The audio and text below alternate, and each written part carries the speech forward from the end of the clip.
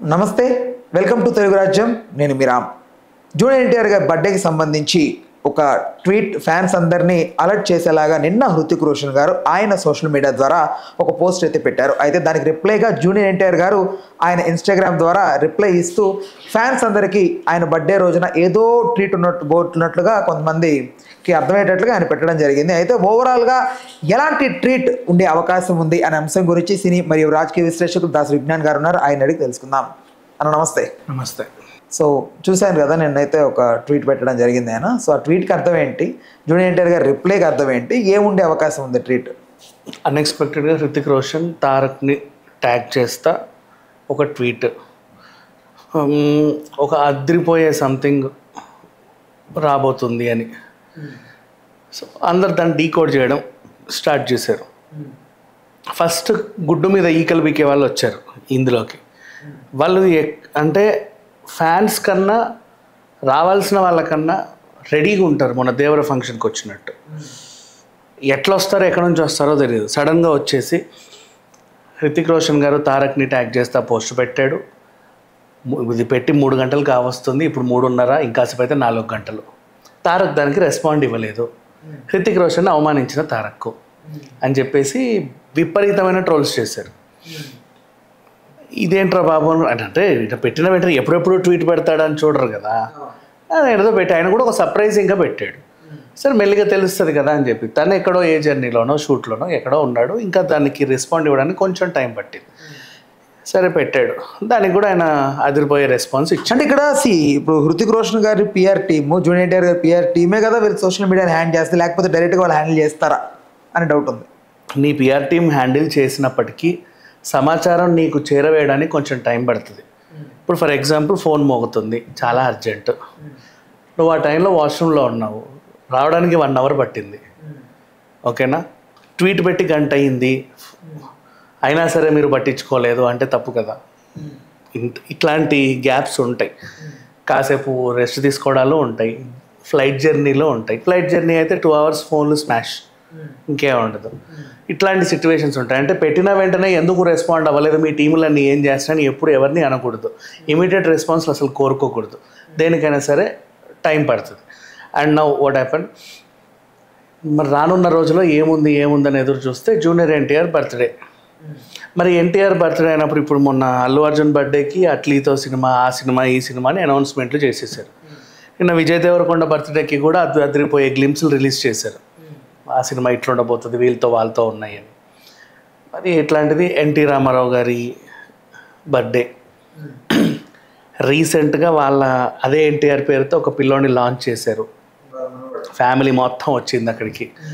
And అప్పుడెప్పుడో junior NTR గారు, మీరు అట్లా షూట్లకి మధ్యలోకి రాకండి, నేను కలవలేను, ఇబ్బందిగా ఉంది, త్వరలో ఒక బహిరంగ సభ పెట్టి మీ అందరితో మాట్లాడతాను, మీరు అడిగిన ప్రతిదానికి సమాధానం చెప్తాను అని చెప్పి కూడా ఆల్మోస్ట్ 2-3 నెలలుగా వస్తుంది. ఇన్ని ఎదురు చూపుల మధ్య ఏముంది అంటే ఓవరాల్గా బర్త్డే రోజు అన్నిటికీ క్లారిటీలు వస్తాయి అని వెయిట్ చేసే వాళ్ళు ఉన్నారు. ఈ వెయిట్ చేసే క్రమంలో ఇప్పుడు హృతిక్ రోషన్ ఎందుకు పెట్టాడు ట్వీట్ అంటే వీళ్ళిద్దరూ కలిసి వార్ సినిమా చేస్తున్నారు. సో ఎన్టీఆర్ బర్త్డేకి వార్ 2కి సంబంధించి ఒక అదిరిపోయే గ్లిమ్స్, అంటే ఇతని మీద చుట్టినటువంటి రీల్ని రిలీజ్ చేస్తున్నారు అనేది ఒక వార్త ఉంది. కాకపోతే దీంట్లో ఇంకో సర్ప్రైజ్ కూడా ఉంటుంది. ఏంటంటే ఎన్టీఆర్ బర్త్డేకి హృతిక్ రోషన్ రీల్ వదిలి హృతిక్ రోషన్ బర్త్డేకి ఎన్టీఆర్ రీల్ వదులుదామని కూడా మేకర్స్ అనుకొని ఉంటారు. అదొక సర్ప్రైజ్. వాట్ ఎవర్, ఓ సందర్భం కావాలి మా సినిమా గురించి చెప్పుకోవడం. అంటే లైక్ ఇప్పుడు RRRలో రామ్ చరణ్కి ఎన్టీఆర్కి ఎలా నా తమ్ముడు నాన్న రామ్, ఎస్ అట్లా కూడా ప్లాన్ చేయొచ్చు. అందుకని చెప్పేసి ఫ్యాన్స్ అందరు మాత్రం అరే మా ఎన్టీఆర్ని ఏదో చూపించబోతున్నారు, అసలు ఏం జరుగుద్దో అని. లాస్ట్ టైం కూడా ఇట్లాగే పాప మా చుట్టమల్లే సాంగ్ వచ్చినప్పుడు కొంచెం డిసప్పాయింట్ అయ్యారు. ఎందుకంటే ఆ పిల్లేమో అటు ఇటు ఎగురుతుంది, ఈయనేమో ఇలాగే ఉన్నాడు. అని ఎందుకు అలా ఉన్నాడు దేవరలో, అసలు ఎన్టీఆర్ ఎందుకు ముక్కు దిప్పట్ల మూతి దిప్పట్ల అంటే దానికి సినిమాలో సమాధానం దొరికింది, అయి పాప ఆయన అమాయకుడు అని. అట్లా ఏదో ఒక వెళ్తుంటుంది ఫ్యాన్స్కి ఎప్పుడైనా సరే. అండ్ నెక్స్ట్ దేవర ముందు నుంచి ఇప్పటివరకు దాదాపు సంవత్సరం నుంచి ఎన్టీఆర్ ఫ్యాన్స్ని కలుసుకోలేదు ఇప్పటివరకు కలుసుకోలే. ఎందుకు అంటే ఆ ప్రీ రిలీజ్ ఈవెంట్ ఏదో అయ్యింది, అప్పటి నుంచి సో కొన్ని కారణాలు ఎప్పుడో ఎన్టీఆర్ గారి దగ్గరికి ఆయన వచ్చినప్పుడు కలుద్దాం అనుకున్న వాళ్ళకి డిసప్పాయింట్మెంట్. అండ్ ఇంత నుంచి అండ్ పోనీ పార్కేత్లో జరిగిన ఆఫ్టర్ పార్టీలో ఏమన్నా చెప్తాడా అనుకుంటే ఎవరో కొత్త క్యారెక్టర్ గురించి చెప్పి వెళ్ళిపోయాడు, ఏం మాట్లాడలా. అన్నిటికీ ఆన్సర్స్ కావాలి. అండ్ జూనియర్ ఎన్టీఆర్ని అభిమానించే అభిమానులు వరల్డ్ వైడ్గా ఉన్నారు చెప్పాలి అంటే, because he's the most wanted actor ఇక్కడ. ఇప్పుడు మన దాదాసాహెబ్ ఫాల్కే లాంటి క్యారెక్టర్లు వెతుక్కుంటూ ఆయన దగ్గరికి ఎందుకు వెళ్తాయి అంటే తను మాత్రం మోయగలడు. ఇప్పుడు ఆ క్యారెక్టర్ సంబంధించి ఏదైనా టైటిల్ లాంటిది రిలీజ్ చేయొచ్చా ఎక్స్పెక్ట్? దాదాసాహెబ్కి యాక్చువల్గా ఏంటంటే ఎన్టీఆర్తో రాకపోవచ్చు మోస్ట్లీ, అది రాజ్ కుమార్ హిరానీ అండ్ మన Aamir Khan project. So that's why నేను ఆ రోజు రేస్ చేశాను ఆ నేమ్, మనం టాప్ చేసిన రోజు కూడా. ఇక్కడ విషయం ఏంటంటే వీళ్ళు అనుకున్నారు కరెక్టే మేడ్ ఇన్ ఇండియా అని, అది ఖచ్చితంగా ఇదే అని వీళ్ళు చర్చలు జరిపారు. కాకపోతే ఇక్కడ ప్రాబ్లం ఏంటంటే బయోపిక్స్ ఎప్పుడు మీరు తెరకెక్కించాలన్నా నువ్వు ఎక్కించుకోవడంలో తప్పులేదు, ఆయన అనుకోవడంలో అసలు తప్పలేదు. ఎందుకంటే తన తప్ప ఇంకా వేరే ఆప్షన్ ఉండదు నీకు. తెలుగులో చాలా నీట్గా హుందాగా పర్ఫామ్ చేసి అతి తక్కువ మంది ఆర్టిస్టులు ఎన్టీఆర్ ఒకడు. అందరు హీరోలు ఉన్నారు మనకి, కానీ ముక్కుమూతి తిరగని హీరోలు బోల్డంత మంది ఉన్నారు. కాకపోతే ఏంటంటే పర్ఫార్మెన్స్ చేయగలిగే వాళ్ళు చాలా తక్కువ మంది ఉన్నారు, అందులో ఈయన ఒకడు. కాబట్టి అట్లాంటి ప్రాజెక్ట్ వెళ్ళొచ్చు. అయితే ఇక్కడ ఏంటంటే బయోపిక్స్ తీసే టైంలో వాళ్ళ ఫ్యామిలీని ఎవరైతే అప్రోచ్ అవుతారో వాళ్ళ మీద కాన్సన్ట్రేషన్ ఉంటుంది. రాజ్ కుమార్ హిరానీ అండ్ అమీర్ ఖాన్ కనీసం కొన్నిసార్లు కలిశారు మన ఫాల్కే వాళ్ళ ఇప్పుడు తరాన్ని. ఆయన కూడా చెప్పుకొచ్చాడు, మమ్మల్ని ఎప్పుడు రాజమౌళి కలవలేదు, మాకు తెలియదు, అయినా మేము మా పర్మిషన్ లేకుండా అయితే తీరు కదా, అందుకని చెప్పేసి ఉన్నామని ఆయన ఒక ప్రకటనలో చెప్పాడు. పుస్తకాలు చదివి కూడా కొన్ని ఇన్సిడెంట్స్ తీయొచ్చు, తప్పేం లేదు దాంట్లో కూడా. అంటే వాళ్ళకి ఆ స్వేచ్ఛ ఉంటుంది. ఇప్పుడు నీ దగ్గర దాదాసాహెబ్ ఫాల్కే గురించి కుటుంబ సభ్యులను అడగాలని లేదు, ఆయన నవల రాశాడు అనుకుందాం, నేను ఆ నవల హక్కులు కొనుక్కోవచ్చు ఆయన దగ్గర, ఆ నవల ఆధారంగా కూడా నేను సినిమా తీయొచ్చు, దానికి కూడా పర్మిషన్స్ అవసరం లేదు. ఇలాంటివి కొన్ని ఉంటాయి. మేబీ వీళ్ళు అలా ఆ రూట్లో వెళ్ళారేమో తెలియదు. సరే, ఇక దాని గురించి ఎందుకు, అసలు విషయానికి వస్తే వార్ 2 గురించి మాత్రం అప్డేట్ ఉంటుంది. అండ్ అంత ఐ మీన్ ఆలస్యం చేసే డైరెక్టర్ అయితే కాదు, తను గబగబా తీస్తాడు. వార్ 1 ఎలా అయితే సక్సెస్ అయిందో వార్ 2 కూడా అలాగే ఉంటుంది. కాకపోతే దీని మీద ఎందుకు ఇంత ఇంట్రెస్ట్ అంటే అప్పుడంటే ఏదో బాలీవుడ్ వాళ్ళు తీసేసుకున్నారు. ఇప్పుడు జూనియర్ ఎన్టీఆర్ కొలాబరేషన్, ఇప్పుడు సౌత్కి అండ్ నార్త్కి కొలాబరేషన్ చేశారు, సౌత్ ప్లస్ నార్త్. అండ్ ఇద్దరిని అదేవిధంగా బ్యాలెన్స్ చేయాలి. ఇప్పుడు మన హీరోలనే మనం విలన్లుగా చేసినా కూడా ఇప్పుడు ధూమ్లో అమీర్ ఖాన్కి ఆ మాత్రం ఇంపార్టెన్స్ ఉంది. బట్ ఇక్కడ ఏంటి, సౌత్ అండ్ నార్త్ని కలుపుతున్నారు. ఒకసారి ఇలాగే సల్మాన్ ఖాన్ని వెంకటేష్ని కలిపితే ఆ సినిమా ఆడలా. సో ఇప్పుడు కొంతమంది ఆ టెన్షన్ కూడా ఉంటుంది సౌత్ నార్త్, ఎందుకంటే అలాగే లాల్ సింగ్ చద్దా కూడా సరిగ్గా ఆడలా. ఈవెన్ బ్రహ్మాస్త్ర కూడా ఇట్స్ ఓకే అన్నట్టు పర్లేదు అనిపించింది, కానీ మరి అంత అద్భుతమైన హిట్ ఏం కాదు. అది విజువల్ వండర్ అంతే. అంటే సినిమా అక్కడ వస్తే, అదే నార్త్ని సౌత్ని కలిపితే సినిమా ఇక్కడ వస్తే పెద్ద పెద్ద హిట్లు మళ్ళీ ఓ RRR లాంటివి, కానీ ఏమైనా ఏది తీసుకున్నా, కల్కి లాంటివి తీసుకున్నా మన వాళ్ళకి ఎవరున్నాడు ఏం పట్టించుకోరు, కానీ సినిమా నచ్చాలి అంతే.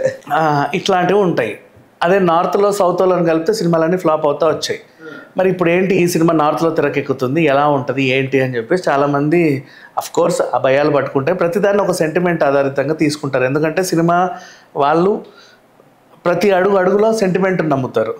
ఆ హీరోయిన్ ఐరన్ లెగ్ అంట, వాడితో పాటలు రాయించుకుంటే సినిమా ఆడదంట, ఆ థియేటర్లో రిలీజ్ చేస్తే సినిమా ఆడదంట, ఇట్లా ఆ డిస్ట్రిబ్యూటర్కి ఇస్తే ఆడదంట అని ఇలాంటివి ఉంటాయి.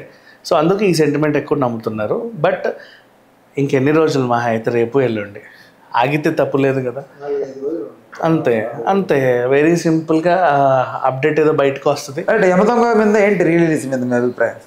Yamadonga release it's okay, wonderful cinema, దానికి మచ్చబెట్టాల్సిన అవసరం. మచ్చ గురించి కాదులే, బట్ ఇక్కడ కూడా ఏదన్నా దేవరాకి అడ్డుపడ్డట్టుగా ఏమైనా అడ్డుపడ్డాలి ఏమన్నా చేస్తారా? మేబీ అదే వీళ్ళు ఎప్పుడు ఉంటారులే, ఉండాల్సిన వాళ్ళు ఎప్పుడు ఉంటారు, వాళ్ళని దాటుకుంటూనే ముందుకు రాల్సి. ఎన్టీఆర్ని ఇబ్బంది పెట్టే జనాలు ఉన్నారు, విజయ్ దేవరకొండని ఇబ్బంది పెట్టే జనాలు ఉన్నారు, ఆ కిరణ్ అబ్బవర్ ఆపిల్లోని ఇబ్బంది పెట్టే జనాలు కూడా ఉన్నారు, అల్లు అర్జున్ని ఇబ్బంది పెట్టే జనాలు ఉన్నారు. వాళ్ళు అలాగే ఉన్నారులే, కనపడుతున్నారు కూడా. వాళ్ళు ఎప్పుడు ఉంటూనే ఉంటారు, వీళ్ళు అవన్నీ దాటుకుంటూ వస్తారు అంతే. రైట్. అయితే మోస్ట్లీ ఈ వార్ 2కి సంబంధించి అప్డేట్ కాకుండా నీల్ ప్రశాంత్ నీల్కి సంబంధించి కూడా ఏదో అప్డేట్ ఉండబోతుంది. ఖచ్చితంగా వస్తుంది. మరి బర్త్డే అయినప్పుడు అన్నీ ఇవ్వాలి కదా. ప్రశాంత్ నీల్ది వస్తుంది, కొరటాల కూడా ఏదో ఒకటి చెప్పాలి. ఇప్పుడు కొరటాలు ఏం చెప్పకపోతే దేవటు లేదేమో అంటారు. ఊరికే పోస్టర్ రిలీజ్ చేసి నువ్వు ఎప్పటికీ 10 సంవత్సరాలు రిలీజ్ చేసినా ఓకే, ఓపిక ఉంటారు మనం. ఏదో ఉంది అమ్మయ్య ఉంది అని, లేకపోతే కదా మళ్ళీ ఎక్కడ లేని నరాలన్నీ తెగిపోతాయి. సో అందుకని అన్నిటి గురించి అయితే అప్డేట్స్ ఇస్తారు. గ్లిమ్స్ అయితే వార్ 2 నుంచి ఖచ్చితంగా వస్తుంది. నీల్ సినిమా నుంచి కూడా గ్లిమ్స్ వస్తే బాగుండనే ఫీలింగ్ ఉంది, ఎందుకంటే ఆల్రెడీ షూట్ స్టార్ట్ అయింది. అట్లీస్ట్ మొన్న పెద్దలాగా ఒక ఫస్ట్ షాట్ అనేదన్నా రిలీజ్ చేస్తే బాగుండు. ఇంకా అది ఉంటుందిలే ఈ మధ్య కాలంలో. బట్ నీల్కి అలవాటు లేదు సినిమాకి ఎక్కువ, అసలు ప్రమోషన్స్ చేసుకోడు, పోస్టర్లు వేయడు.